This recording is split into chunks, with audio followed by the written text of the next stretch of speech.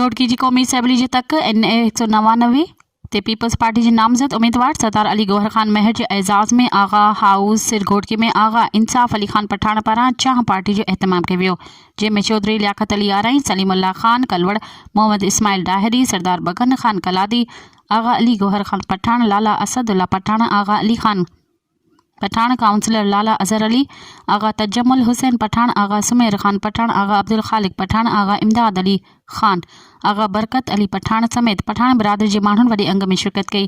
इन मौक़े ते आगा इंसाफ़ खान पठान, सरदार अली गौहर खान महर ऐं ॿियनि महिमाननि खे सिंध जी सकाफ़त अजरक जो तोहफ़ो पेश कयो। इन मौक़े ते तक़रीब खे ख़िताब कंदे क़ौमी असैम्बली जे तक NA 199 ते PP जे नामज़द उम्मीदवार सरदार अली गौहर खान महर चयो त पठान बिरादरी सां असांजो पुराणो तालुक़ु आहे। असां हमेशह हिक ॿिए जी ॾुख ऐं सुख में गॾु रहिया आहियूं।